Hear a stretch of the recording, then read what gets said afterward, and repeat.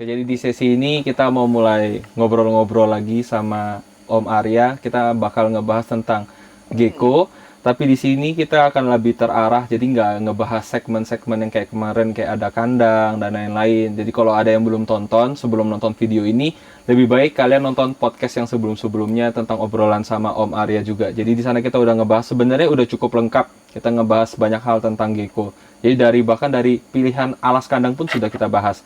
Tapi di sini kita akan ngebahas lebih terarah dari pertanyaan teman-teman yang udah kasih. Di sini kita akan ngebahas dari pertanyaan di Facebook dulu, dan saya akan menyebutkan nama penanyanya siapa dan pertanyaannya kurang lebih apa. Oke. Jadi di sini kita mau ngebahas dulu, ini dari Wilson Christian. Dia ada nanya gini, Om. Ada satu nih Om yang udah lama banget saya mau tanya ke Om Arya. Penggunaan RPG atau RPG Plus ke kecoa dubia yang kadang akan menyimpan RPG tersebut di dalam perutnya selama 2-3 hari.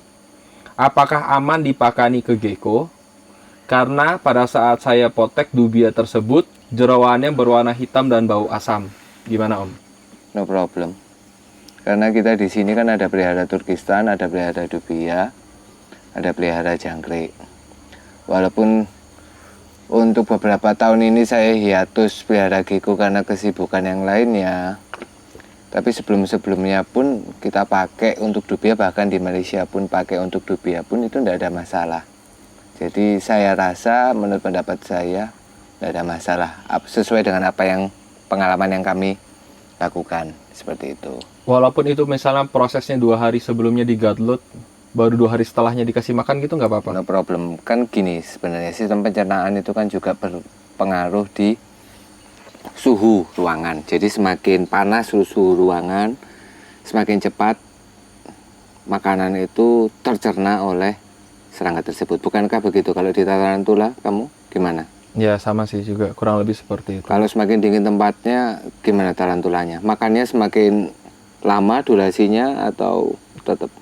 Kalau di tarantula itu sih lebih ke arah, menurutku hewan ini tidak bisa mengontrol makanannya Om. Jadi pada saat dia mau makan, ya kita lempar makan, dia akan makan terus sampai dia ngerasa premolt. Jadi bukan karena dia ngatur makanannya, karena ada beberapa kasus kayak beberapa orang itu istilahnya kalau kita push feed atau power feed, kita kasih makan terus itu bisa meledak Om perutnya. Kurang lebih kayak gitu. Nah tapi kan kalau misalnya yang di hewan-hewan untuk pakan ini kan sedikit berbeda sih. Oh sedikit beda ya. Soalnya ya, jujur aja, tarantula itu spesies baru di sandal saya. Jadi bukan untuk kelangenan. Karena itu tidak pernah punya pengalaman. Tapi setahu saya ketika saya breeding jangkrik pun, untuk meneliti mengenai kualitas pakan setelah dicerna oleh binatang itu terpengaruh juga oleh temperatur, sama aja kayak kita di reptil. Misalkan temperatur semakin dingin, sisa makanan itu masih tetap banyak di dalam kandang ataupun di dalam badannya. Tapi kalau ketika temperatur itu kita hangatkan, jumlah gut load makanan yang di dalam kandangnya ataupun di dalam badannya itu lebih cepat terserap. Jadi kayak isi perutnya, tahu sendiri pernah buka isi perutnya jangkrik kan. Utamanya itu untuk dulang suapin yang baby atau yang mau muntah-muntah. Berarti kan maksudnya Om Arya di sini, walaupun anggapannya dubia punya kemampuan untuk menyimpan makanan 2-3 hari sesuai yang dia sampaikan di sini, tapi tetap kan Om, waktu optimal gut load itu maksudnya sesuai yang Om Arya sarankan kan, kayak misalnya puasanya mungkin kalau dubia pencernaan bisa menyimpan makanan begitu banyak atau lebih lama, jadi mungkin puasanya lebih lama, habis itu ya cenderung setelah di gut load 6 jam atau 8 jam kemudian ya dikasih ke gecko tuh jauh lebih optimal daripada dibiarkan 2-3 hari. Tetap begitu kan Om? Kalau karena dubia kemampuannya mencerna makanan bisa lebih lama karena dia bisa menyimpan, ya kebalik toh, dilakukan kebalikannya. Jadi puasanya dipersingkat, untuk waktu pemberian ke gecko-nya atau ke binatang lain itu yang diperpanjang. Jadi seperti itu, dibalik aja. Berarti ya dikasih makan 2 hari atau 3 hari kemudian baru dikasih ke gecko juga no problem ya? No problem, tapi kembali lagi cek aja dulu suhunya. Karena saya suhunya waktu pelihara dubia ataupun jangkrik itu kan temperatur kandangnya untuk hidupnya jangkrik ataupun dubia ataupun Turkistan itu di temperatur, kalau tidak salah itu sekitar 32-33. Sedangkan kalau di sini, di Batu yang notabene temperaturnya itu jauh lebih dingin, jauh lebih dingin, mereka relatif makannya itu jauh lebih sedikit. Jadi kita waktu proses gut loadingnya itu akhirnya perlu waktu lebih lama daripada biasanya. Sebagai perbandingan, kalau di Batu kurang lebih proses gut loading atau puasa dan gut loadingnya sebelum dikasih ke Gecko itu berapa lama kalau di Batu? Misalnya kan perbandingannya kalau di suhu 30 kan sesuai yang kita tahu kan anjuran misalnya 30 Celcius misalnya 30 sampai 33 gitu, anggapannya puasanya mungkin 6 jam atau 4 jam, habis itu dibiarkan jangkriknya makan 8 jam, baru dikasih ke Gecko. Kurang lebih kan kayak gitu. Kalau di Batu gitu gimana Om? Gini aja, Gecko aja. Kalau di sini kita kasih makan 2 hari sekali, itu pasti akan mutah. Karena temperatur ketika malam kita di sini itu bisa sampai 19 derajat. Kalau lagi musim kemarau bisa sampai 16 derajat. Jadi kita kasih makan seminggu 2 kali ataupun seminggu sekali itu masih lebih baik daripada kasih makan 2 hari sekali ataupun tiap hari. Jadi Kemudian ini yang untuk proses gut loading, saya beri jangkrik hari ini, misalkan sampai besok sore saya puasanya sehari biasanya, sehari, besok sore baru saya kasih makan, keesokan harinya lagi baru saya kasihkan ke Gecko-nya. Makanya itu kan cuman jadi prosesnya itu total 3 hari ya. Itu 2 kali lipat karena proses mencerna makanannya yaitu di sini jauh lebih lambat semakin dingin temperatur. Kalau saya mengeluarkan statement kan berdasarkan pengalaman pribadi, karena ya tahu sendiri kan, untuk handle binatang-binatang ya kita handle sendiri. Seperti itu. berarti ya lebih ke arah dari poin ini Temperatur. proses gut load dan puasa itu dipengaruhi sama temperatur dan juga bagaimana cara kita ngerawat si Gecko itu ya. Maksudnya environmentnya kan juga akan berpengaruh sekali ya. Otomatis 3 hal yang menjadi indikasi utama ketika saya belajar apapun. Ini bisa diimplementasikan juga di tanaman karena bidang yang saya tekuni itu bukan hanya di reptil. Saya tidak cari nafkah dari reptil toh, utamanya. Saya jualan Gecko itu aja ya udah sampai 100 ekor mulai saya main sampai sekarang itu udah sampai segitu. Karena bidang-bidang lain itu juga kita dalami, misalkan di pertanian. Jadi intinya di tanaman ataupun di binatang itu apa yang masuk, bagaimana yang dikeluarkan, bagaimana kondisi lingkungan sekitar. Berarti kan environment itu menjadi kunci indikator juga. Jangan akhirnya jadi orang yang pragmatis hanya untuk mengejar keuntungan sesaat, mengorbankan banyak hal. Karena kompleks. Kalau kita ngomong environment ya, itu kompleks. Contoh kasus mungkin seperti apel ataupun jeruk yang sekitar kita lihat di sini banyak ya. Orang gila-gilaan menggunakan pestisida ataupun pupuk kimia untuk mendongkrak produksi dari tanamannya. Mas, jangan pemerhati lingkungan. Gini, coba belajar bidang-bidang lain yang mempengaruhi. Jadi di tanah itu kan juga ada mikroorganisme. Kalau mikroorganisme itu bakalan mati ataupun rusak akibat pupuk kimia ataupun pestisida itu kan akhirnya lama-kelamaan tanah itu tidak ada mikroorganisme yang bikin tanah itu subur lagi. Sama tadi seperti pertanyaanmu sebelumnya ketika datang pertama kali ke sini. Pembakaran sampah itu apakah hanya pengaruhnya di ozon? Sebenarnya gini, untuk penambat karbon itu bukan hanya ozon. Tanah juga berpengaruh. Coba lihat tayangan-tayangan dokumenter, baca literasi. Bakteri-bakteri itu juga bisa mengolah karbon. Tapi karena tanah itu sudah semakin banyak yang rusak, akhirnya tidak ada yang mengolah lagi karbon. Nah, karena itu pentingnya apa sih? Kita perlu indikasi. Kita perlu melengkapi variabel. ketika kita pelihara suatu, dalam contoh hal ini gecko, walaupun saya sendiri 2 tahun ini cukup disibukkan dengan bidang-bidang lainnya, tapi itu kan jadi passion saya bertahun-tahun untuk meneliti, bukan mencari nafkah dari situ.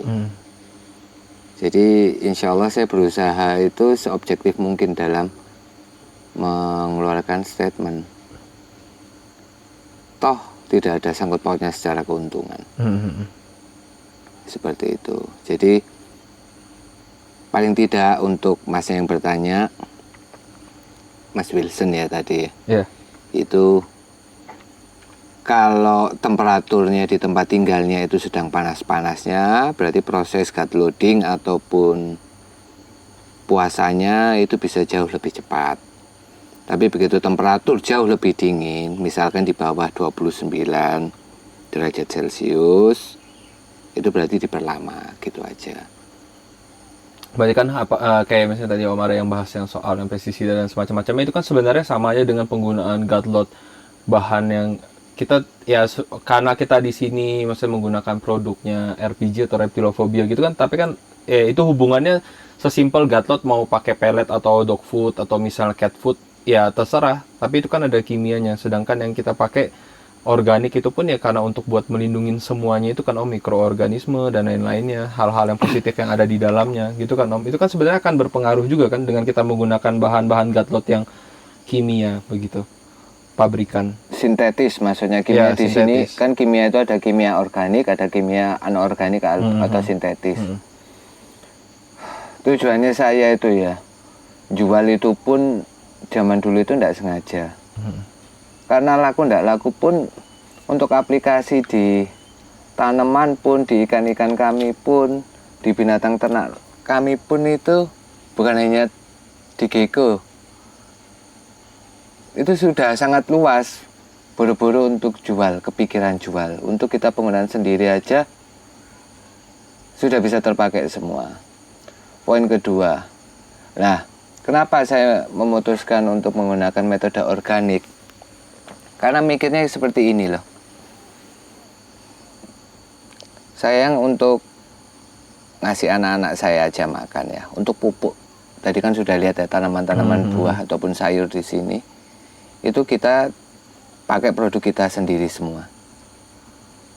Untuk ngasih makan anak istri saya aja, saya tidak mau pakai yang menggunakan kimia sintetis. Karena apa? Efeknya jangka panjangnya bagaimana? Loh, kok bisa gitu Om sotoy? Karena saya sendiri pernah menjadi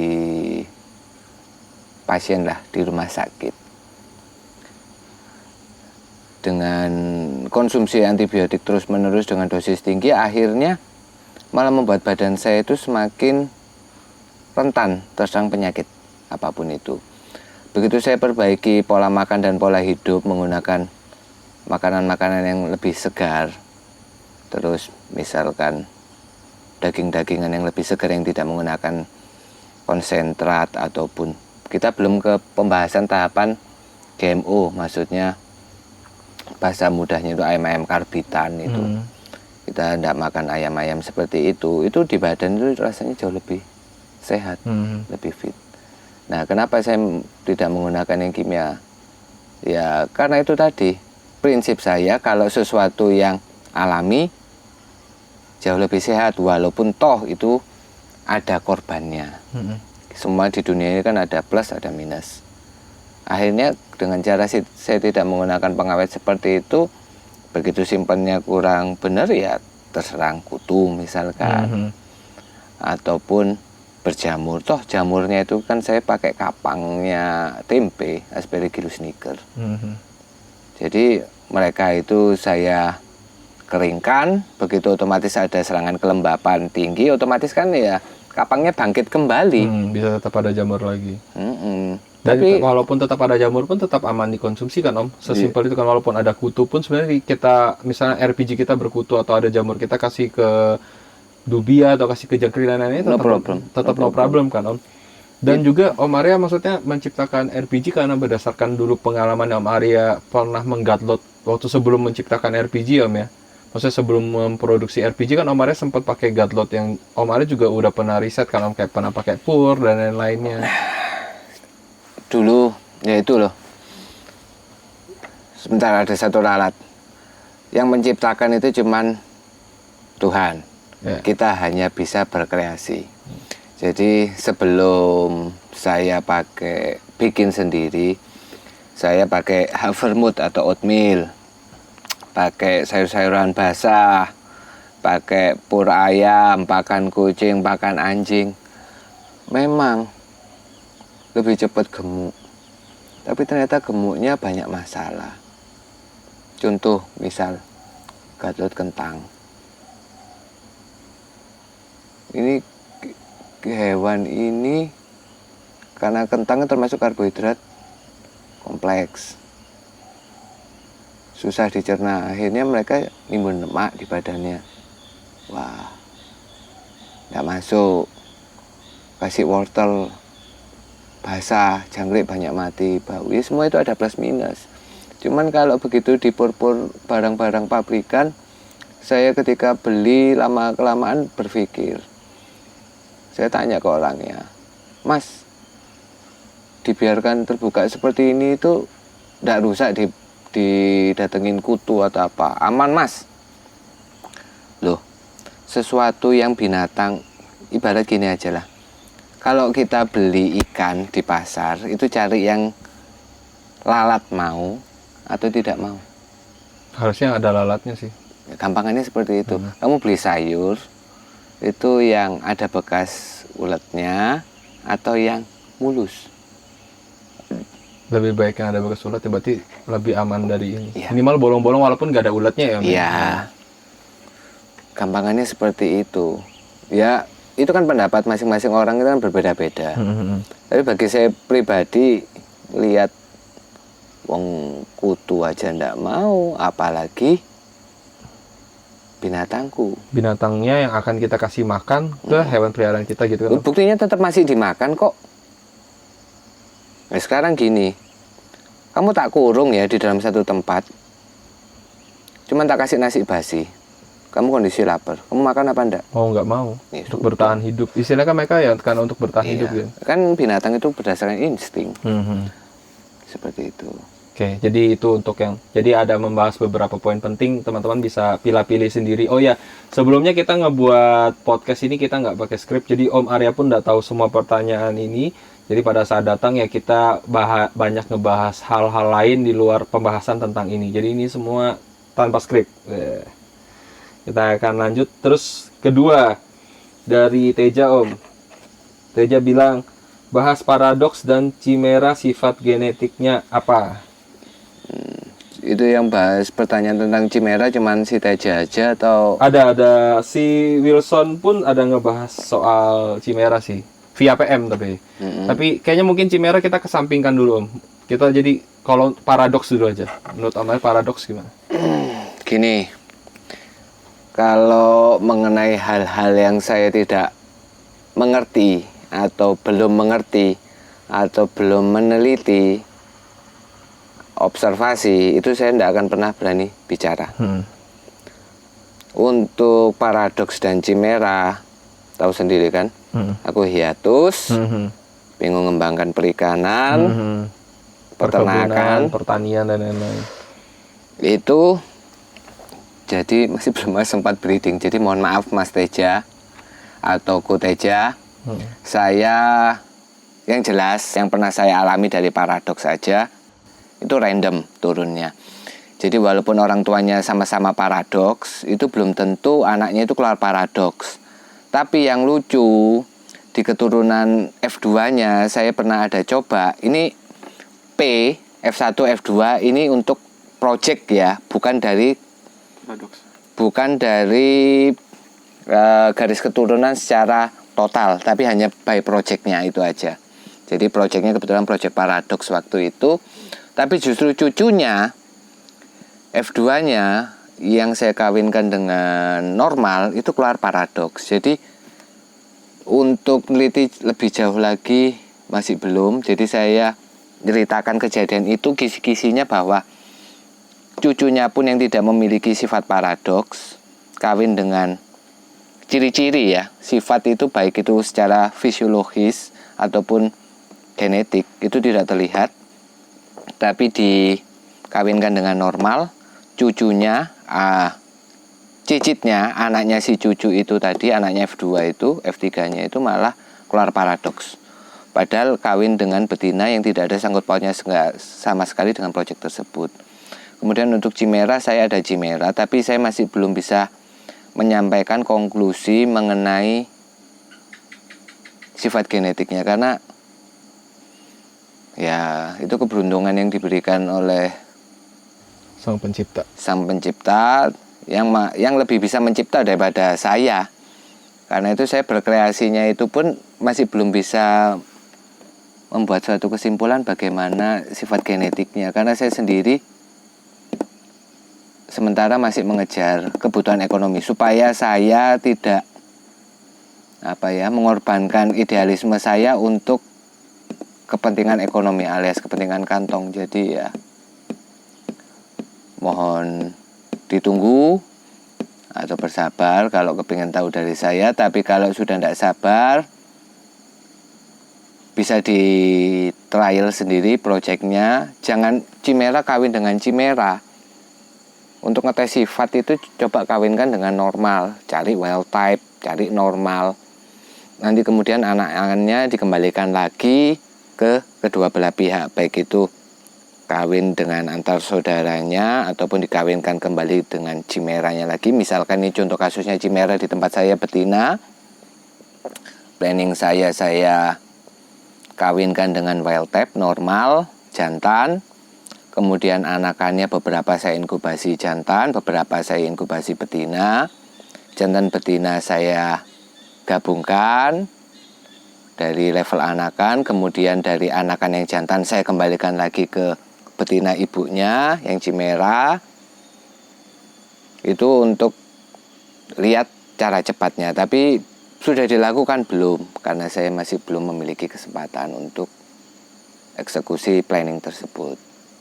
Seperti itu. Berarti kurang lebih ya kesimpulannya adalah sepengalamannya Om Arya untuk ngebahas dari pertanyaan ini adalah paradoks sistemnya Om Arya bisa simpulkan untuk sementara ini adalah random ya Om ya. Bisa benar bisa salah. Tapi ya? bisa benar bisa salah. Itu kan maksudnya karena pengalaman aja, bukan kan ada teori atau literatur. Kurang lebih kan kayak gitu kan Om. Mas, saya ini orang gunung. Topinya mantap. Nggak sekolah. Orang bodoh. Aduh, saya yang sekolah lebih bodoh. Terus yang kalau soal kayak Chimera, sifat genetiknya juga Om Arya belum bisa menyampaikan ya karena belum di trial. Nah, itu kurang tapi lebih kan kayak gitu kan. Iya, Om? tapi metodologi yang bakal saya lakukan Kurang tadi lebih, sudah saya sampaikan. itu pun sebenarnya udah dibahas di genetic pool sih. Jadi teman-teman kalau mau lihat lebih detailnya tentang genetic pool, kalian bisa lihat podcastnya obrolannya tentang yang genetic pool itu. Oke, kita lanjut. Terus dari Sultan Kautsar bahas genetik WY. Wah, ini saya sudah tahu jawabannya. Gimana Om? Bahas genetik WY? Saya enggak pernah punya WY. Ya. Dulu pernah dikasih, belum saya pelajari. Terus pindahan rumah, akhirnya saya kembalikan ke yang ngasih. Jadi ya enggak sempat pelajari. Ya. Jadi intinya untuk kita sebenarnya kurang mau ngebahas soal genetik karena kita yakin adalah begitu banyak orang-orang lain yang ngebahas genetik dan pasti mungkin lebih pro dari kita ya Om ya soal genetik. Jadi kalian untuk soal genetik kalian bisa pelajarin dari ya orang-orang lain karena kita berfokusnya lebih ke arah cara perawatannya aja. Lebih kayak gitu. Terus dari Fandi Raiza, dia ada cukup banyak poinnya Om. Poin pertama, sarahasi apakah resep Godlot kalau dikupas tuntas? Langsung aja Om per poin dulu.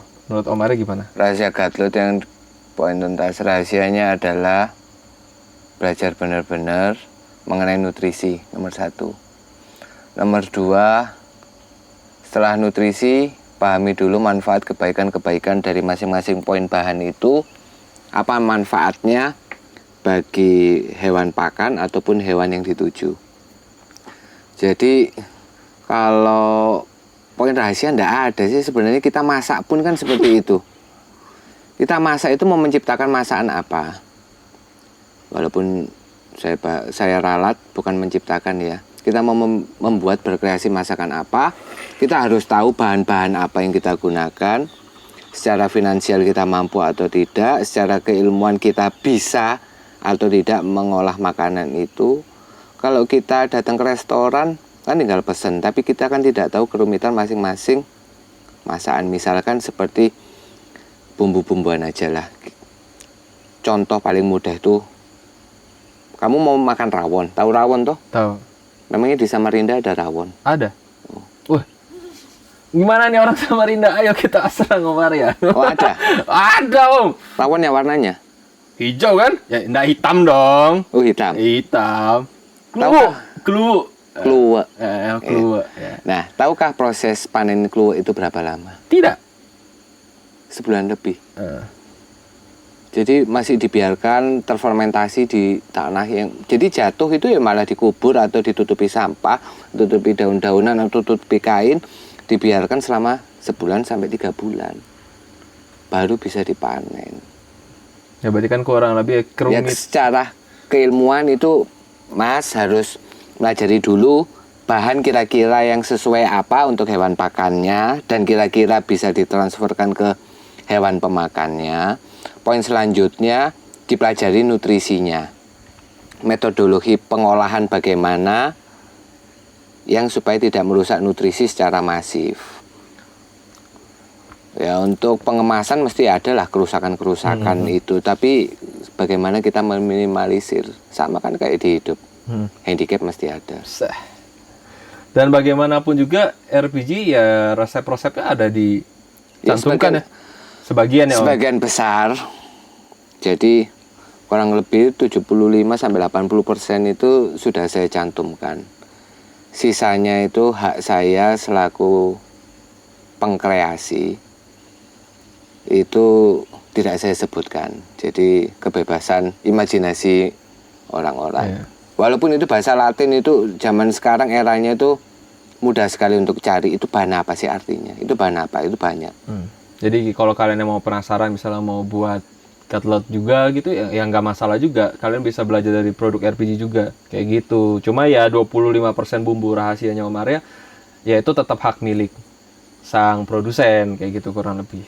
Oke, kita lanjut ke poin selanjutnya. Bahan yang mengandung madu, susu, telur, apakah memang benar-benar tidak boleh dikonsumsi gecko atau ada batas toleransinya? Saya pertama kali merawat gecko sakit ketika masih belum menjadi hobis ya, belum gila riset gecko.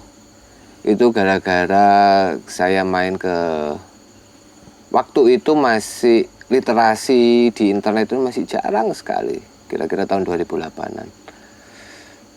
Itu dari Ridho Setiawan, 68 Reptiles. Ridho Setiawan itu dapat gecko itu dari Rusli, Lasak 14, itu dari Bandung, itu pemain-pemain lama semua.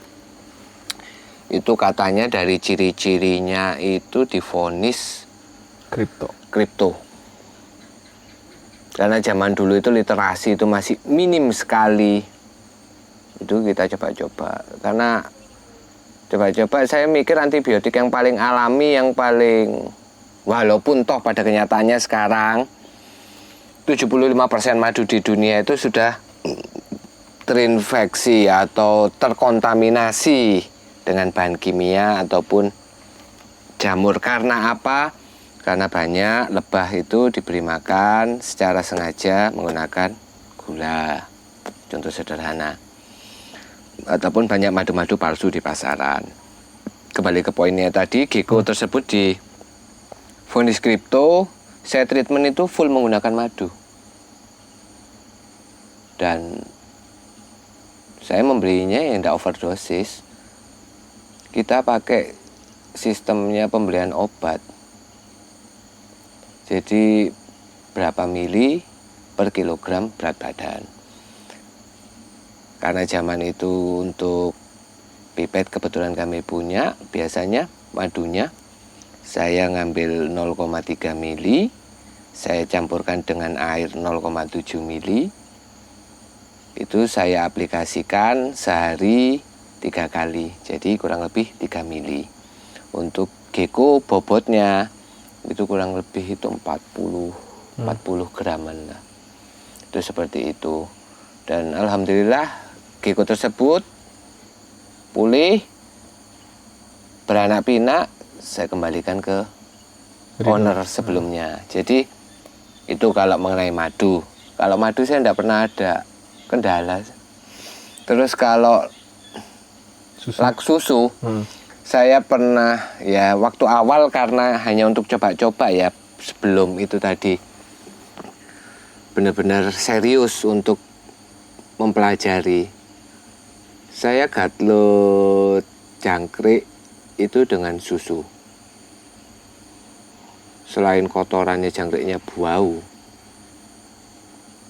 gecko itu fesesnya itu tidak pernah utuh, tidak pernah berbentuk. Sedangkan kita sendiri manusia tahu kalau kondisi badan kita itu benar, feses itu harusnya memiliki bentuk dan warna yang sesuai.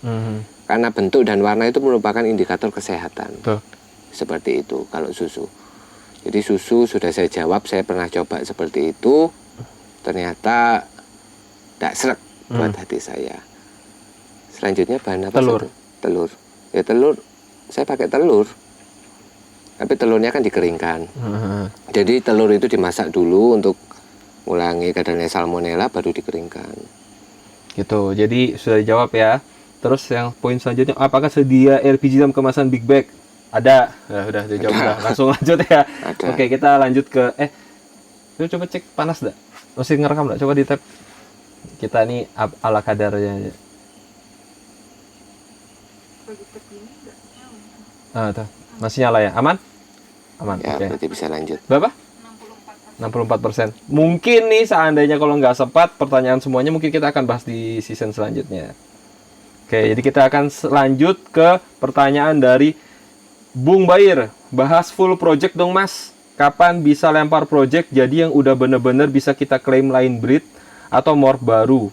Tar. Ini tanda baca agak kurang oke nih. Bahas full project dong Mas. Kapan ya kita bisa lempar project jadi yang udah benar-benar kita bisa klaim. Jadi project kita tuh kita bisa klaim kalau project yang kita buat ini udah menjadi suatu line breed atau morph baru. Dan untuk berproses itu butuh waktu minimal berapa lama? Dan gimana caranya kita tes dan buktiin resultnya ke publik? Terima kasih Mas. Sama-sama. Gimana? Sharing full project. Project saya adalah di hewan ternak, apukat, ikan, Sukulen. tanaman. Sukulen hanya hobi. Terus tanaman obat. Intinya kalau soal gecko ya belum terlalu karena lagi hiatus kan Om. Cuma kalau yang aku tangkap sih dari apa yang dia bahas, dia tuh mau nanya Om, kira-kira dari project yang kita buat itu gimana sih prosesnya kita bisa menamain itu sebagai line breed atau morph? Tapi kayaknya kalau morph nggak bisa ya Om. Ya bisa. Oh, tetap bisa ya. Tetap bisa. Kalau misalnya dia punya power yang udah kuat banget kan. Nah, terus Line breed pun itu kan harusnya kan sudah kuat. betul. Nah, cara paling cepat mudah itu kalau kapan kita bisa publish, kawinkan dengan normal. Kalau pengaruh visual, seperti gampangnya itu Tangerine atau SHTCT itu dikawinkan dengan normal pun, anakannya beberapa kan hampir 50%, bahkan bisa lebih dari 50%, anakannya pasti juga memiliki visual yang menyerupai Tangerine atau SHTCT-nya. Karena itu berarti sudah benar-benar kuat, kita bisa ngomong itu line breed baru atau selektifan breed kita yang project kita itu berhasil atau mob baru. Kalau itu secara phenotype, jadi secara visual. Tapi kalau genotype berarti ya seperti kasusnya tadi yang dijelaskan di Chimera. Jadi harus ada trial-trial seperti itu. Dan kayak banyak sekarang orang nge-labeli Afghan Cross yang kamu tadi cerita itu, itu Project Raiders. Itu sudah terbukti walaupun di keturunan keberapapun itu masih kuat ciri-ciri seperti yang saya sampaikan di awal. Saya sendiri untuk berapa tahunnya itu bisa dicek di page-nya Reptilophobia untuk perlu prosesnya berapa lama, metodologi yang dilakukan secara sistem perkawinannya bagaimana itu sudah saya jabarkan di FB saya. Walaupun FB itu sudah jarang sekali untuk karena bagi saya sosial media itu hanya media mensosialisasikan karya kita, bukan media bersosialisasi. Ke media curhat. Bukan media curhat, apalagi media menghujat. Wah, bijak sekali. Kurang lebih berarti itu ya Om ya. Untuk ya istilahnya kalau mau berproses, sebenarnya ini juga sudah ada dibahas juga, tapi ya sebagai ya pengingat reminder aja. Jadi kalau berdasarkan kesimpulannya adalah kalau misalnya mau ngeciptain atau mau berkreasi untuk membuat suatu line breed atau morph itu ya harus kalian perkuat dulu apa yang mau kalian tonjolkan potensinya, terus dicek ke normal. Kalau seandainya itu muncul, ya berarti itu bisa kalian bilang kalau oh line breedku berarti udah cukup kuat nih. Oh, atau yang kalian mau ciptain sebagai morph, kalian mau bilang itu sebagai morph, oh sudah kuat nih gitu. Jadi jangan sekedar-kedar kalian namain suatu gecko itu hanya dengan line breed aja, jadi itu juga jangan teman-teman. Jadi adalah beberapa kasus yang kayak kita bisa bilang Ambil pelajaran lah. ya, bisa ambil pelajaran lah. Karena ego. Ya, itu ada yang bisa kalian pelajari dan itu sebenarnya bukan morph. Jadi sesimpel anggapannya mungkin hot gecko misalnya atau apapun ya tetap ada nama morphnya kayak gitu. Bahkan HG pun atau hot gecko pun sebenarnya itu ada nama morphnya. Kalau kalian lihat bisa jadi cuma hypotangerine kayak gitu kan Om. Jadi sebenarnya morph itu tuh adalah sesuatu hal baku yang bisa kalian ketahuin kayak gitu loh. Itu adalah hal visual pertama yang akan kalian lihat, tapi bukan berarti itu bisa mengubah nama morph. Jadi ya itu sebenarnya lebih ke arah line breed seperti itu. Dan untuk dicek ke normal itu adalah ya itu adalah hal yang sangat bagus dan harus sangat dilakukan ya Om ya. Karena Kayak itu gitu. gecko normal itu jangan pernah dijualin, dibuangin. Itu bisa untuk Tes. tes breed. Jadi gecko normal atau gecko wild type malah kalau secara saya pribadi malah keluarnya banyak hal yang bagus sih Om dari wild type atau normal. Kayak gitu. Jadi ya kurang lebih seperti itu ya untuk line breed ya. Oke, kita lanjut. Nah, ini juga aku udah tahu jawabannya sih Om, tapi kita akan tetap utarakan. Jadi ini dari Jordan, bahas lengkap genetik Black Knight Cross, Black Knight Combo, era yang sekarang lagi ramai karena Black Knight Combo era sekarang yang lagi rame. Sekarang BN Fight atau bahasa kerennya Panda Project. Oh, Panda Project ini Ini proyeknya siapa ini? aku nggak tahu sih, cuma aku ngelihat Panda Project ini yang paling bagus menurutku ya punya Evan tetap sih. Evan Cipta. Ya. Kenal apa enggak Evan Cipta sama kita ya? Ya, nggak tahu kenal nggak ya Evan?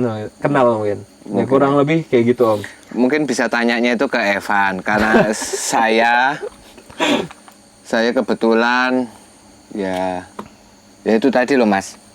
Karena saya fokusnya di gecko itu bukan untuk memenuhi kebutuhan ekonomi saya. Maklum Mas, bapak-bapak beranak 4, Bristi baru 1.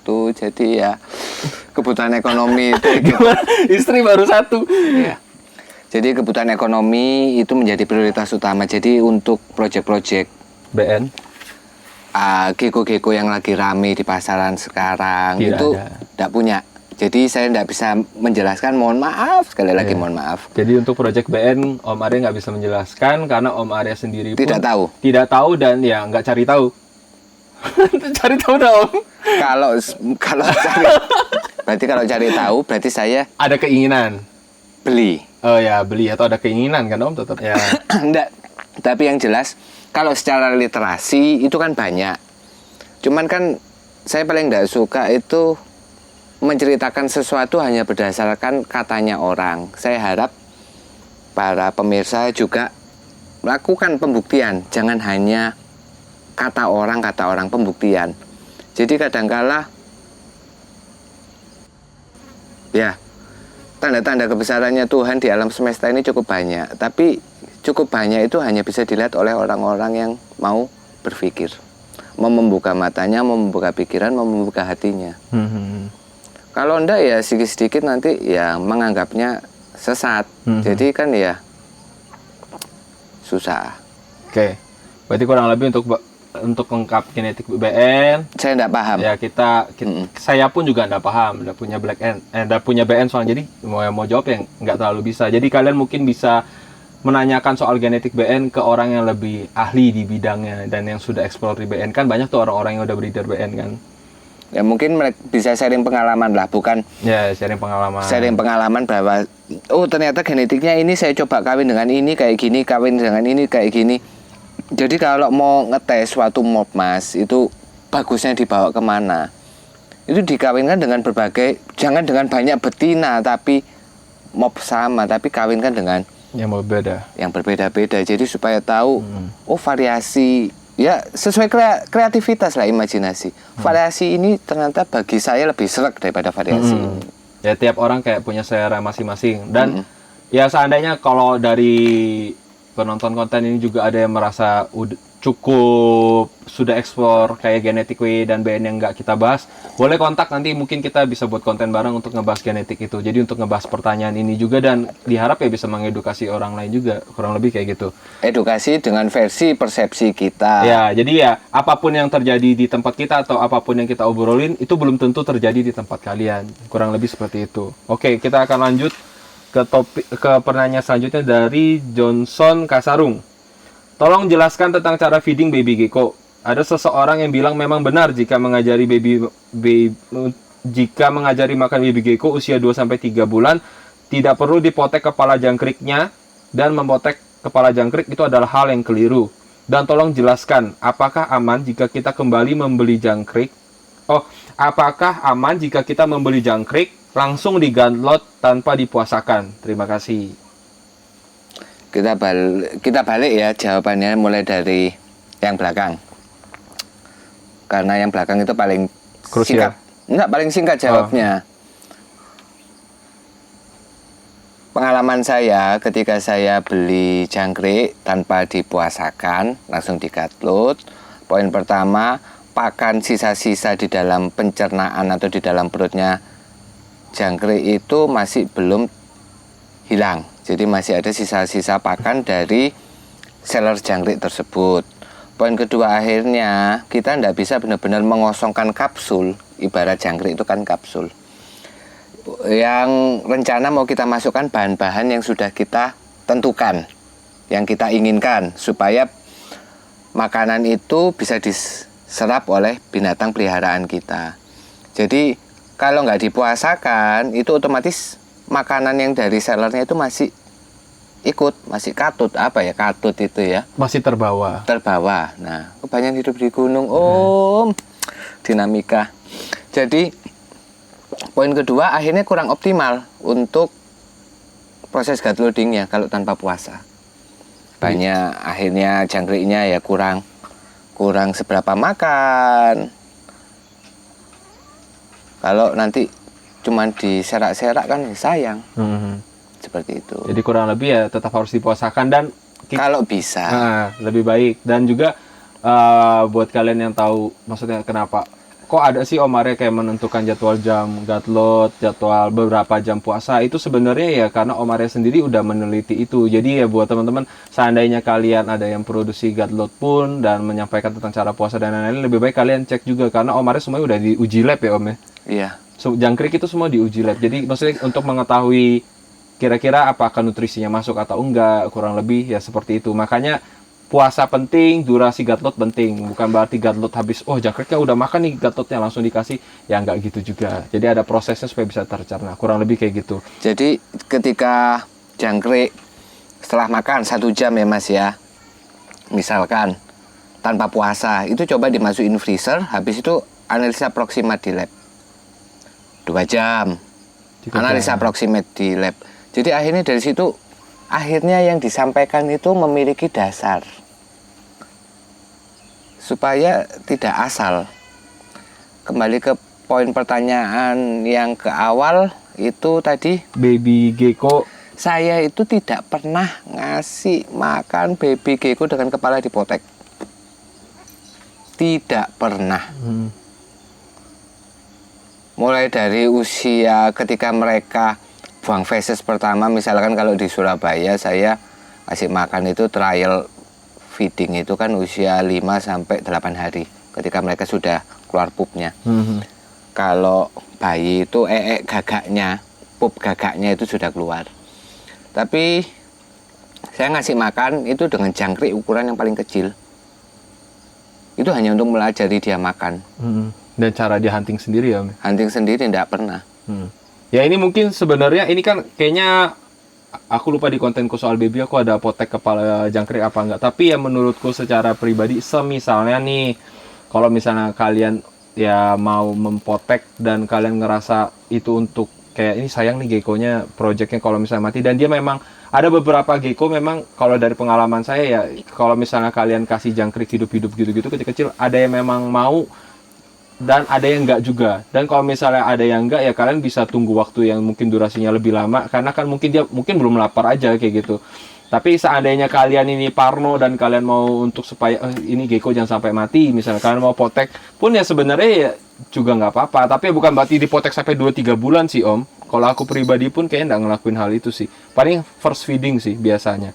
Kalau misalnya kayak eman nih misalnya. Nah itu kan karena itu kan ini kan diskusi. Ya. Kalau saya sendiri nggak pernah bisa bayangin ngurusin anak, ngurusin gecko sama-sama harus memakan waktu lama. Ya, itu jadinya akan makan waktu yang lama. Dan kalau saya pribadi pun, semisalnya di konten saya ada itu ya, saya juga sebenarnya sudah agak kurang ingat. Semisal ada soal mempotek baby itu, yang bisa saya klarifikasi di sini adalah itu bukan berarti semuanya loh ya. Jadi itu sebagian aja, dan itu dilakukan hanya untuk karena hal khusus.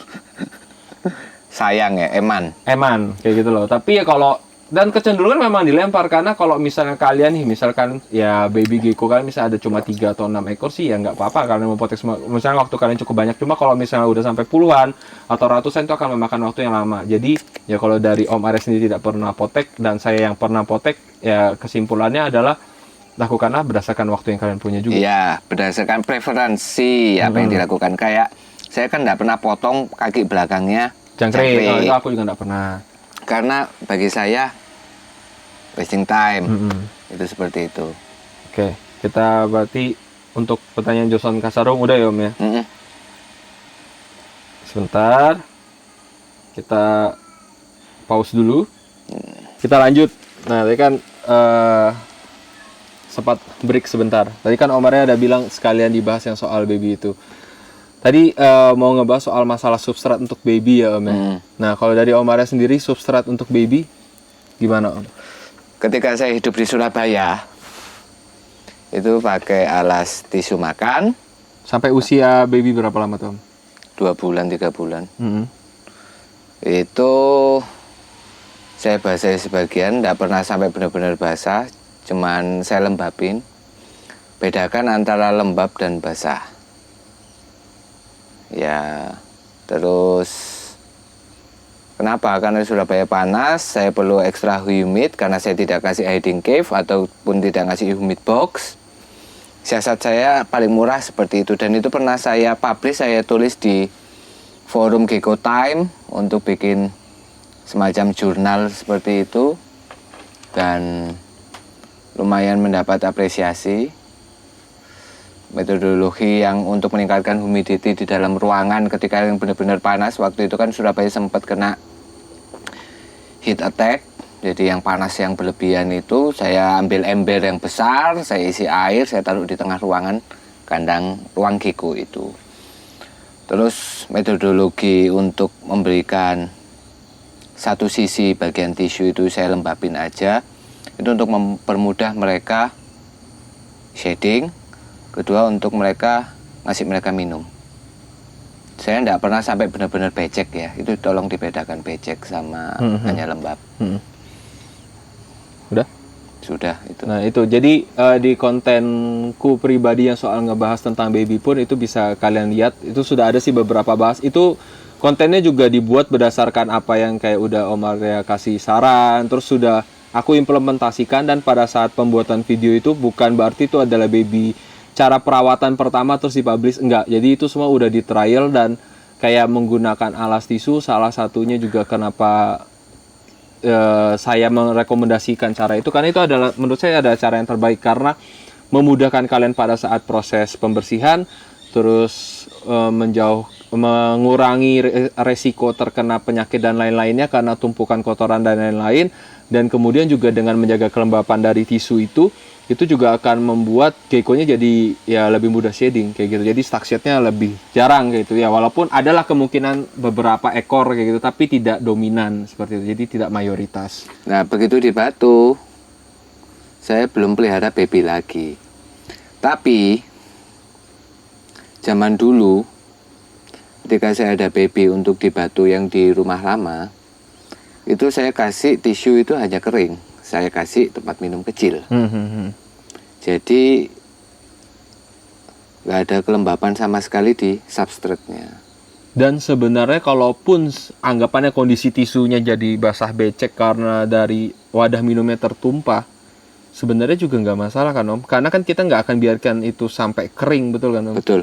Loh, kan kita begitu kelihatan itu ada terlalu basah, itu pun ya kan kita ganti, terlalu becek sampai kotor gitu kan kita ganti. Betul. Loh, kan kembali lagi karena saya bukan utamanya cari secara ekonomi, jadi saya perhatikan itu.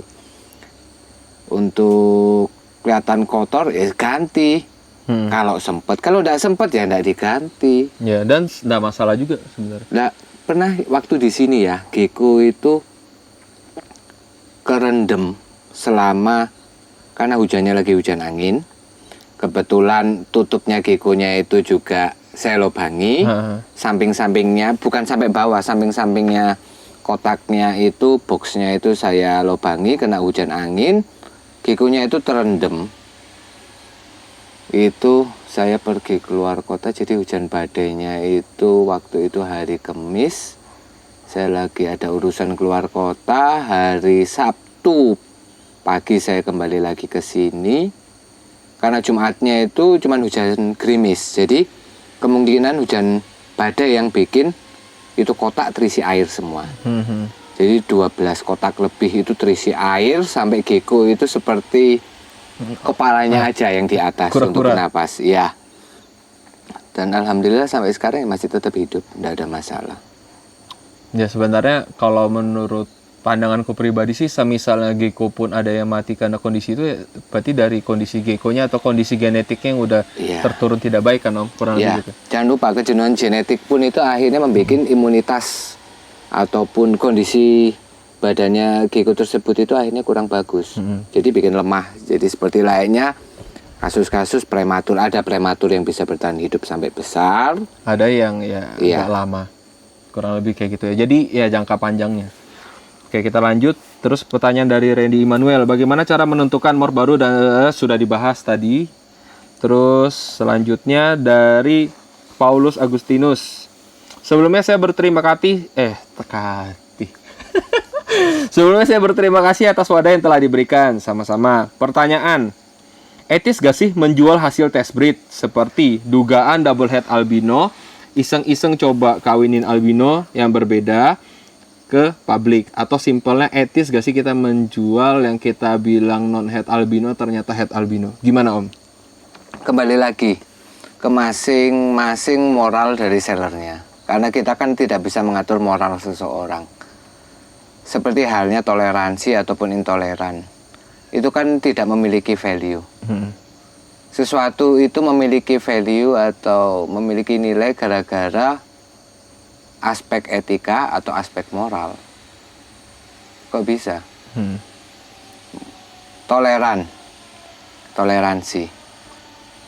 Kalau polisi mentoleransi bajingan, berarti dia dicap baik atau buruk? Buruk. Loh kan berarti polisi tidak toleran dong. Tapi kan dia melakukan kesalahan Om. Loh, berarti kan tidak memiliki nilai toleransi.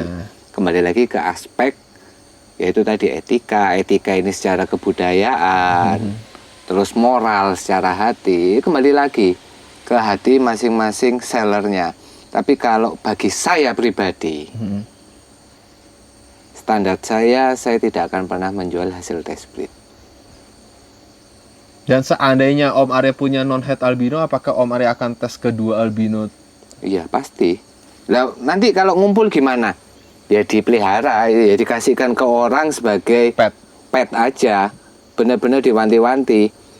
Oke. Kalau mereka sampai jual, kita denda. Kalau saya kan menyampaikan seperti itu. Ya kurang lebih kayak gitulah ya. Kalau dari pandanganku secara pribadi pun ya Kurang sebenarnya etis. tidak etis. Oh etis om? Oh ya enggak. Tidak etis karena lebih baik ya dites dulu. Jadi seandainya ada yang jual non head albino, apakah itu betul non head albino? Jadi jangan serta-merta karena kita beli dari orang lain sudah dilabelin non head albino, kita bisa bilang itu non head albino juga ya nggak begitu ya om ya sebenarnya ya. Kalau Itu bagi sih. saya pribadi Ya. seperti itu. Dan kalau ya sebenarnya lebih ke arah situ lah ya. Jadi kesimpulannya adalah ya sebenarnya kurang etis. Jadi itu balik lagi ke seller masing-masing. Kalau seller itu merasa ya nggak apa-apa ya silahkan. Cuma kalau menurut kita pribadi dan bahkan kalau di forum Juleko pun kalau misal ada yang tertulis double head albino atau misalnya yang kayak random atau tiba-tiba tramper kok dikawinkan ke bel, itu pasti akan kita tindak lanjuti. Kurang lebih kayak gitu. Oke. Kita lanjut, ini ke pertanyaan terakhir di Facebook. Nah, dari Wilson Christian lagi. Apakah penggunaan calcinut blue secara rutin terhadap gecko yang sehat akan berdampak buruk ke bakteri baik di perut gecko tersebut? Enggak mas, kan saya tidak ada antibiotiknya. Saya tidak ada bahan-bahan antibiotik. Malah untuk Bagus. boosting. Untuk boosting kondisi good flora. Jadi good flora itu mikroorganisme yang di dalam sistem pencernaan. Jadi saya untuk pakai calcinut blue itu hanya untuk betina-betina yang season kemarin produktivitasnya kurang bagus, jantan-jantan yang pembuahannya kurang bagus. Hanya itu aja yang baru selesai sakit. Tapi lainnya saya pakai yang standar, reguler. Standar. Dan sebenarnya kalau yang lainnya mau pakai blue pun ya nggak masalah sih om, tapi jadi boros aja. Terlalu costly. Terlalu costly dan ya bagaimanapun sebenarnya yang dari produknya Reptilophobia ini sebenarnya kalian anggap overdose atau berlebihan itu ya karena menggunakan bahan organik, jadi itu akan keluar melalui feses dan urin kayak gitu Iya. kan? Jadi kalau misalkan mereka tidak tercerna pun itu bakal dikeluarkan dengan feses dan urin. Terus poin selanjutnya, kalau bisa memang dibikin lebih murah pasti bakalan saya bikin lebih murah lagi. Calcinut blue KW2. Bukannya apa? Tahu sendiri kan banyak orang yang request mengenai RPG Black ataupun Calcinut Black. Kenapa saya bikin limited? Karena waktu itu kan hanya nyelesain habis panen chlorella, spirulina, rotifera. Setelah panen semua, saya bikin badan produk itu, saya bagi-bagikan secara Gratis. percuma. Iya, bikin gratis RPG Black. Saya bagikan secara percuma supaya orang tahu apa sih, apa namanya? Perbedaannya produk secara kualitas kalau kita menggunakan bahan-bahan yang berkualitas. Dan itu pun saya bagikan dengan cuma-cuma. Dan untuk harga sebenarnya overprice. Produk saya itu paling murah dibanding produk-produk sejenis. Baik secara kuantitas ataupun kualitas produk yang bisa saya bertanggung jawabkan. Ya itu bisa kalian bandingkan karena aku sendiri ada beberapa tahu kayak misalnya anggapannya kayak RAF itu. Kalau teman-teman cari tahu ada produk serupa, produksi luar negeri dan itu harganya berkali-kali lipat daripada RAF dan manfaatnya bahannya pun ya bisa dibilang kualitasnya malah cenderung lebih positif yang RAF ya Om. Pada saat itu yang kita cek. Karena gini, saya jual pun ini dianggap overprice, misalkan dari aku pun saya tidak pusing karena untuk aplikasinya kan tahu sendiri RAF saya bisa bikin untuk aplikasi Ke sapi. Bukan hanya ke sapi. Bahkan untuk tanaman pun yang memiliki penyakit, misalkan kutu, misalkan ada jamur, saya kasih RAF. Untuk calcinut saya campur untuk sebagai media tanam. Tadi lihat sendiri kan untuk batang bawahnya apukat-apukat, saya pakai itu media itu saya campur calcinut. Walaupun dosis calcinutnya hanya 0,2% sampai 0,5%, itu untuk tanaman-tanaman yang stres, yang trek itu mogok untuk bertunas ataupun berbuah nantinya, itu bisa mempercepat proses pemulihan. Tuh, jadi sebenarnya seandainya ya sebenarnya bisa dibilang produk Reptilophobia itu nggak serta-merta hanya untuk gecko aja. Jadi kalian mau aplikasikan ke hewan lain, bahkan kalau saya pribadi pun saya pakai untuk ke tarantula, terus untuk kepeliharaan saya ke anjing saya itu juga saya pakai. Bahkan RAF pun itu pernah dulu anjing saya itu luka, jadi lukanya nggak bisa nutup, udah pakai obat dari dokter pun, terus obat dari manapun kita coba kayak gitu, itu juga nggak bisa nutup. Tapi waktu pakai RAF bisa. Nah, gitu. Anda mau RAF? Silakan order. Nggak tahu ini stok ini Ya, ini sedikit. belum sempat untuk produksi karena ya itu tadi untuk Waktunya masih. untuk kebutuhan ekonomi itu masih fokusnya itu di sektor lain. Jadi saya produksi suplemen itu kan hanya sebagai hobi, Ndi. Iya. Jadi ya Bukan utama. bukan. Ya, seperti itu. Ya, kurang lebih gitu. Jadi itu untuk pertanyaan dari Facebook. Selanjutnya kita akan lanjut ke pertanyaan-pertanyaan lain yang ada sempat PM atau sempat nanya, terus tak simpan di notes pribadi. Jadi itu yang untuk yang Facebook. Karena hari semakin gelap, pindah posisi nih jadi Iya. ceritanya. Karena hari semakin gelap, terus untuk memaksimalkan pencahayaan, kita pakai cahaya alami. Jadi sekarang kita ini di tempat terbuka di gunungnya Om Arya. Bukan, gunungnya Tuhan Yang Maha Esa. Ah iya. Nah, jadi sekarang kita akan ngebahas ini pertanyaan-pertanyaan yang sebenarnya aku kurang lupa kayak penanyanya siapa dan lain-lain, tapi aku kumpulkan aja di sini. Terus kita akan langsung lanjut.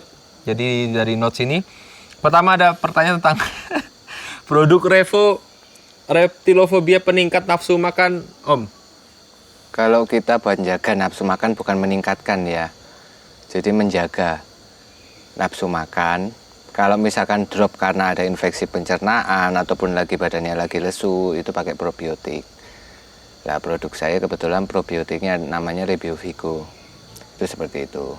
Kenapa namanya Vigo? Karena harapan saya Vigorus. Alhamdulillah Vigo digunakan bukan hanya di negara kita tapi juga di negara-negara tetangga. Jadi insya Allah secara kualitas sudah teruji sampai di sana. Jadi itu probiotik, bukan prebiotik. Prebiotik adalah bahan-bahan atau sumber makanan bagi bakteri probiotik. Itu seperti itu. Nah, jadi kurang lebih ya yang disimpulkan adalah untuk meningkat nafsu makan sebenarnya kalau secara gamblang peningkat nafsu makan itu nggak ada. Cuma di sini harapannya dari produk reptilofobia yang meningkatkan nafsu makan itu lebih ke arah kita melancarkan nafsu makan itu dari Menjaga. ya menjaga supaya pencernaannya itu tetap baik. Nah, tapi kalau misalnya basicnya ternyata sebelumnya ada masalah pencernaan, itu menggunakan produk yang berbeda untuk menyembuhkan itu. Kurang lebih kayak gitu kan, Om. Iya. Dan kalian mau menyembuhkan sakit pencernaan dengan Rebio Vigo pun itu juga nggak masalah, tapi waktunya akan lebih lama dibandingkan produk lainnya seperti RAF atau misalnya Ragi. ya ragi. Ragi juga bisa karena itu ada campuran calcinut greennya. Jadi di dalamnya obat tersebut itu sudah ada kalsiumnya. Kurang lebih gitu. Oke, terus selanjutnya obat buat mata gecko. Ini Omar belum tahu semua pertanyaannya. Jadi ya begini responnya kurang lebih. Jadi kalau di gecko sakit mata saya tidak pernah ngalami secara sendiri, maksudnya ngalami sendiri tidak pernah, tapi saya pernah dapat kiriman waktu itu masih getol-getolnya riset, itu matanya itu apa kelilipan itu bahasa Indonesianya. Kena staksiat, kelilipan, kemasukan sesuatu, Ya. bengkak, iritasi. Ya akhirnya iritasi, tapi kelilipan bahasa Indonesianya apa? Mungkin ada pemirsa yang tahu bahasa Indonesianya kelilipan. Itu substratnya kebetulan waktu itu bukan menggunakan substrat kertas ataupun tisu. Itu masuk ke dalam lapisan bawah matanya Giko. Saya melakukan treatmentnya itu hanya pakai minyak kelapa. Itu saya olesin, tapi sebelumnya itu saya uapin dulu dengan air hangat. Jadi jangan terlalu dekat dengan sumber panasnya ya, tapi agak dijauhin, hanya untuk moisting sama membuka pori-pori di sekitaran mata. Setelah itu saya olesi dengan minyak kelapa. Dan itu saya lakukan selama 5 hari berturut-turut. Setelah itu sembuh, saya kembalikan ke ownernya lagi. Saya waktu itu terima pasien itu hanya untuk observe metodologi gimana untuk melakukan treatment seperti itu. Kurang lebih gitu. Jadi untuk khusus dari reptilofobia nggak ada ya, Om? Nggak ada. Oke. Terus ini ada, aku lupa ini yang nanya apa. Om, menurut Om Arya pandangannya pembedanya pemain burung sama pemain gecko apa? Atau nggak usah dibahas ini Om? Bedanya, yang satu pelihara gecko, yang satu pelihara burung. Ya itu Mas, maksudnya.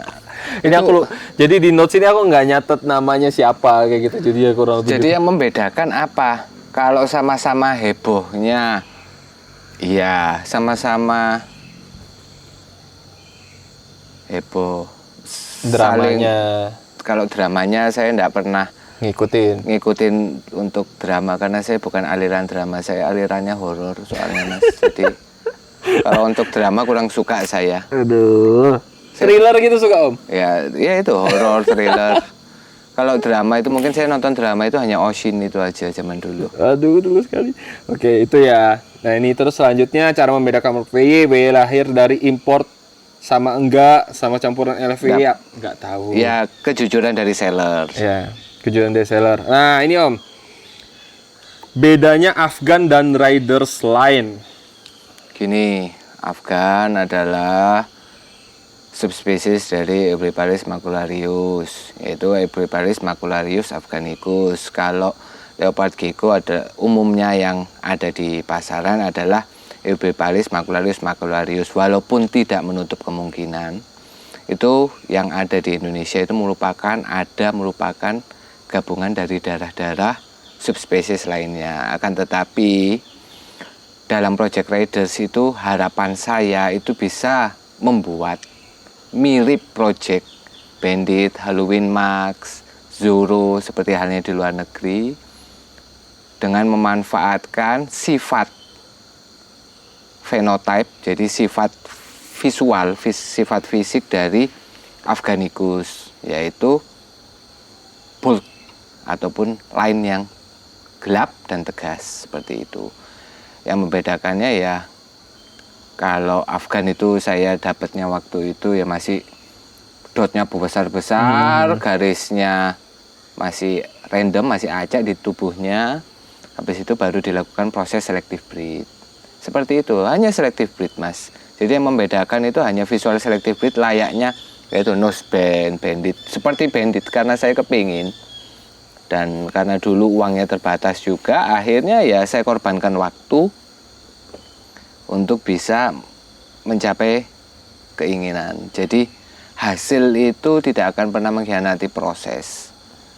Jadi kalau prosesnya menurut Mas sudah baik dalam proses selective breed tapi masih mengalami miss atau kegagalan, berarti ada yang harus diperbaiki. Tapi begitu proses itu sudah dilewati, walaupun tidak dapat uang lebih, tidak setara dengan apa yang kita keluarkan untuk hasilnya, tapi masih tetap ada kepuasan tersendiri. Ya, ada kepuasan tersendiri. Mungkin gimana Om soal orang-orang yang kalau jualan gecko atau ngelelang gecko Afgan line Afgan gitu gimana Om? Ya itu kan hak masing-masing seller ya Om. Masing-masing. Walaupun kita nggak tahu nih sebenarnya beneran ada Afgannya apa enggak. Ya kan, harusnya kalau memang benar itu dari line-nya Riders itu pasti mengandung Afgan. Tapi Afgan belum tentu jadi Raiders. Ya. Gampangannya kan seperti itu, karena Raiders sendiri kan hasil dari selective breed. Tapi orang mau beli apapun itu merupakan hak prerogatif dari masing-masing seller. Toh mereka itu beli dengan uangnya mereka sendiri. Ya. Seperti itu. Jadi kalau visual masih seperti bandit ataupun ya berarti masih punya line ataupun darah ataupun keturunan dari Raiders, yang dimana Raiders itu memiliki darah Afgan seperti itu. Kurang lebih kayak gitu. Jadi pembedanya adalah ya kalau misalnya Afgan ya Afgan aja nih, tapi kalau Raiders lain itu sudah di selective breed sama Om Arya. Dan anak-anak dari Raiders pun semisal ada yang punya, terus mereka mau labelin itu line Afgan ya itu juga hak mereka. Walaupun kita nggak tahu nih beneran dikawinkan sama Afgan apa enggak dan seberapa porsi darahnya atau genetiknya Afganicus itu ada di gecko tersebut. Jadi kurang lebih ya itu dari sellernya aja lah kayak gitu. Tapi untuk pembedanya Afgan ya Afgan dan kalau Raiders lain ya itu adalah Afgan yang udah di selective breed. Kurang lebih kayak gitu. Oke, pertanyaan selanjutnya. Pengaruh UVB di gecko sebagai hewan crepuscular atau bukan nokturnal di mana hewan tersebut bangun subuh atau senja. Apakah penggunaan lampu tersebut menguntungkan? Ini pertanyaan dari Nicholas Winson. Oh, ini aku mulai tulis nama nih. Gimana, Om? Saya tidak pernah menggunakan, karena gecko saya banyak, Mas. Bisa dikalikan. Waktu itu, sekarang geckonya tinggal sedikit karena waktu pindahan rumah kejemur. Jadi pesan moralnya, jangan salah taruh tanya, jangan salah taruh, akhirnya kejemur. Seperti yang saya alami. Jadi tadi Andi lihat sendiri kan populasi tinggal berapa. Itu karena salah taruh, akhirnya banyak yang mati. Tapi sebelum itu semua, Mas bisa bayangkan kalau 100 ekor kita pakai lampu UVB, berapa? Menguntungkan apa tidak? Kalau 500 ekor, menguntungkan atau tidak? Saya rasa tidak, karena pemborosan. Karena saya sendiri tidak pernah menggunakan lampu UVB. Saya pernah menggunakan lampu UVB itu hanya ketika testing ataupun trial kita merusak lapisan pigmentasi kulit ketika gecko itu dalam masa embrio, jadi ketika inkubasi, dan itu pun malah banyak yang membuat gecko tersebut tidak bisa menetas. Poin selanjutnya ada kerusakan kulit, akhirnya membuat kecacatan di fisik. Itu seperti itu. Oke, berarti kurang lebih untuk UVB kurang menguntungkan. Ya, kurang menguntungkan juga. Dan sebenarnya ya kalau ditanya untuk gecko pada saat dewasa dikasih UVB apa enggak, ya silahkan dicoba aja ya. Karena kan Om Arya, kesimpulannya adalah Om Arya nggak ngetes itu karena pertama, misalnya gecko banyak, semua dikasih UVB, selain listriknya tiba-tiba mahal, jebol, dan juga lampunya juga akan banyak sekali. Jadi kurang lebih semisalnya mau dicoba pun silahkan. Tapi kalau berdasarkan dari pengalaman Om Arya, yang dicobakan menguntungkan apa enggak, cenderung merugikan karena itu tadi ditesnya pada saat yang inkubasi itu ya Om ya, kayak gitu. Tapi pada saat dewasa ya belum dites karena baby pun ya belum pernah saya tes. Baby pun belum pernah dites. UVA atau UVB ya? Kalau tidak salah UVB waktu itu beli. Ya kurang lebih seperti itu. Jadi kalau mau dites silahkan. Tahu sendiri kan, baik BD ku pun ada yang pakai lampu. Nggak ada. Itu jadi di tempatnya Om Arya pun BD pun ya nggak ada yang dikasih lampu dan ya nggak dijemur juga sebenarnya Om. Nggak pernah jemur. Ya nggak pernah dijemur juga. Tapi ya hidup dan besar. Hidup dan beranak pinak. Ya. Oke, kita akan langsung lanjut. Ini pertanyaan kesimpulan dari kemarin, ada orang yang WhatsApp ngebahas soal Rebio Vigo Om. Bagaimana cara mengetahui Rebio Vigo sudah nggak optimal lagi karena nggak ada expired date? Semisalnya udah lama nggak dikasih gula, dan apakah gula bisa digantikan dengan bahan lain? Gula bisa digantikan bahan lain, pokoknya itu yang mengandung gula. Misalkan tebu, ya bisa tebu, bisa ubi, telo, ubi bisa pakai bit. Pokoknya yang mengandung manis-manis. Maksud saya gula di sini itu manis, bisa pakai buah. Jadi indikatornya warna kalau menghitam dan bau busuk itu berarti rusak. Karena saya tetap simpen ya Rebio Vigo yang umurnya sudah dari 11 tahun yang lalu. Tapi tiap 3 bulan bahkan ada yang 5 bulan sekali saya kasih makanan. Walaupun makanannya itu hanya pepaya mateng ataupun pisang yang saya haluskan ataupun gula pasir. Itu masih tetap hidup sampai 11 tahun. Makanya saya itu bingung mau ngasih expired karena masing-masing produk itu saya bikin tanggal expirednya itu berdasarkan trial. Jadi sebelum dijual itu dites dulu, kita nunggu beberapa tahun untuk bisa membuat expired karena itu produk saya awal-awal itu tidak ada expired date-nya. Seperti itu. Ya kurang lebih kayak gitu ya. Dan semisalnya Om mau ganti, anggap pakai buah pepaya yang kayak Om bilang tadi, misalnya itu seberapa banyak Om? Ya sama aja takarannya, kurang setengah lebih sendok kayak ya? Sama aja kayak penggunaan gula. Oh ya, berarti itu hanya makanan aja. Ya, berarti kurang lebih kayak gitu ya. Tetap tutup rapat, jangan lupa ya. Jangan terlalu lama kontaminasi dengan udara. Oke. Dan juga ini buat masukan juga kan, ada beberapa yang kayak kasih report kok produknya terlihat rusak atau gimana gitu. Itu ya cara penyimpanannya juga berpengaruh sekali ya Om ya. Jadi jangan pernah meletakkan produk Reptilophobia di bawah sinar matahari langsung atau yang suhu ruangan yang panas sekali. Terus kemudian misalnya RPG kalian pindah ke tempat lain, itu usahakan gunakan wadah yang kedap atau yang simple kayak lock and lock yang ada jepitnya kayak gitu. Itu akan jadi jauh lebih awet. Dan juga pada saat kalian mengisi lagi tempat yang lama jangan lupa dicuci dan dikeringkan kayak gitu. Kalau enggak ya ketumpuk-ketumpuk terus ya tetap akan rusak, cepat rusak kayak gitu kurang lebih. Nah, kecuali para customer kami request, oh mau bikin tahan lama, oke kita masukin bahan kimia, tapi jangan harap saya bisa melakukan klaim-klaim hasilnya ya, sesuai dengan klaim-klaim yang awal saya lakukan. Jadi untuk mempertahankan kualitas ya, memang apapun yang bahan Reptilophobia sekarang yang memang nggak ada menggunakan bahan kimia atau pengawet apapun, semuanya alami ya Om ya. Kimia sintetis ya kimia maksudnya. Karena ini pertimbangannya adalah untuk jangka panjang. Jadi kalau kalian menggunakan produk-produk lain dan ya terlihat, kok geckonya jadi cepat gemuk nih, atau geckonya kok jadi birahinya jadi bagus atau dan lain-lain, ya kita nggak tahu jangka panjangnya. Tapi yang kita di sini mau utamain yang dari produknya Om Arya, tujuannya Om Arya adalah membuat gecko itu bisa panjang umur juga.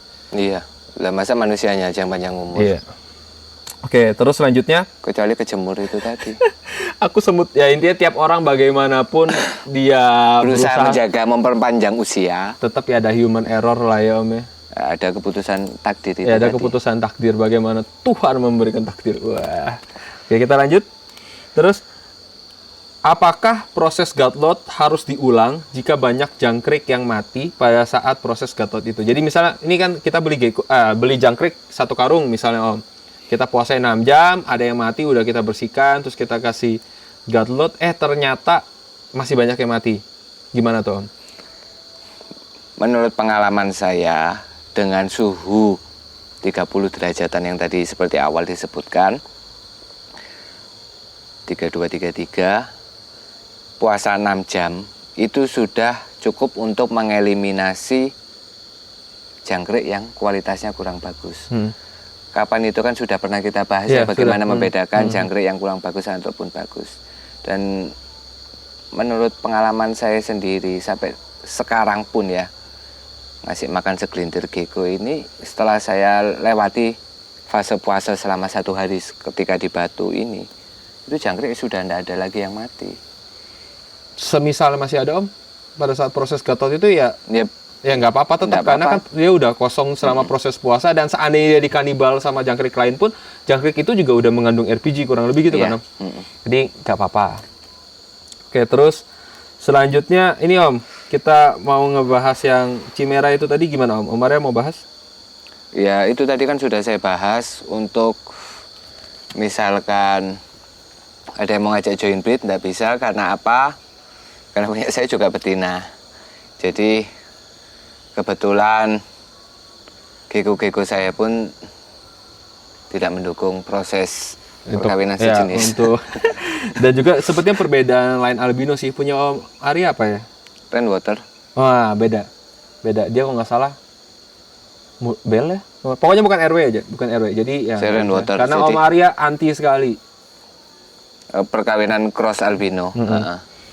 Walaupun hasilnya dengan harapan hasilnya bagus-bagusan, itu masih harapan manusia. Gimana nih Om? Menurut Om Arya ngelihat ada orang Indonesia lagi, bangga sih ya Om ya. Maksudnya bisa dapat hasil Chimera yang half sider juga kayak Om Arya nih. Senang aja Mas. Maksudnya apa sih? Gini loh Dik.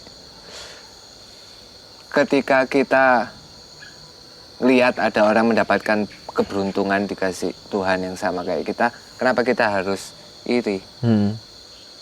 Mereka juga punya privilege masing-masing. Mereka punya di dalam hidup mereka juga punya privilege modal ya.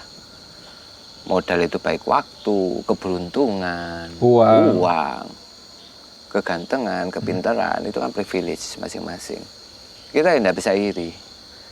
Jadi kita ikut senang. Jadi akhirnya apa yang kita sampaikan itu bukan hanya isapan jempol, bahwa orang lain pun itu ternyata juga bisa menghasilkan. Orang lain juga bisa. Jadi ya buat kalian yang merasa wah Chimera nggak mungkin, Chimera kayak keberuntungan orang. Ya memang keberuntungan, tapi nyatanya adalah nggak cuma Om Arya loh di Indonesia yang bisa buat half sider.